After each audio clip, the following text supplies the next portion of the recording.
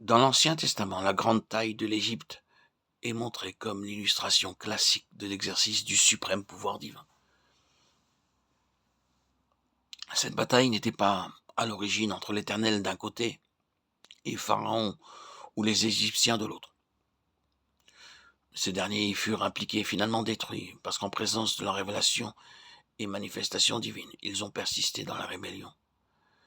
La vraie bataille était entre l'Éternel et tous les dieux de l'Égypte, Exode 12, lesquels n'étaient que la hiérarchie spirituelle de celui dont son but a toujours été d'être semblable au Très-Haut, Ésaïe 14, et qui a assumé le rôle du Dieu de ce siècle, 2 Corinthiens 4.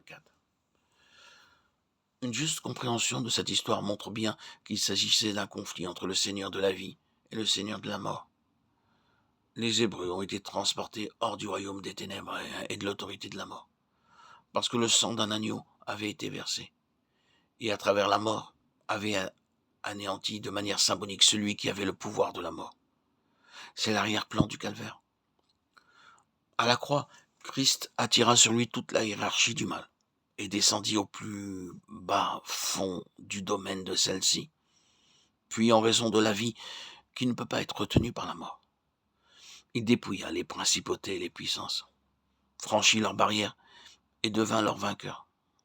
Ensuite, à la résurrection, il fut au-dessus de toute domination et autorité, le premier-né d'entre les morts. Le premier est celui qui embrasse tous ceux qui doivent s'identifier à lui. Le triomphe final de son corps sera l'accomplissement d'Apocalypse 12, la victoire sur le système de Satan et son pouvoir, grâce à la vie du Seigneur ressuscité qui demeure en son corps. S'il est vrai que ceci est progressif, c'est donc le pouvoir de Satan en tant que prince de ce monde qui se brise par la vie de Christ, grandissant en nous. Ou pour l'exprimer de manière plus pratique, le pouvoir de Satan peut seulement être détruit alors que nous, à travers la mort, connaissons Christ dans la puissance de sa résurrection et recevons de plus en plus sa vie de résurrection. Signalons qu'après sa résurrection, notre Seigneur n'était plus sujet aux limitations naturelles, à cause de la nature particulière de sa vie de résurrection. Le temps et l'espace n'avaient plus de contrôle sur lui. Le principe demeure et s'applique maintenant, lorsque nous vivons dans les valeurs et l'énergie de la vie de résurrection. Nous sommes des enfants de l'éternité et de l'univers. La prière atteint les extrémités de la terre et la signification de notre existence et de nos actions relève d'une dimension universelle et éternelle.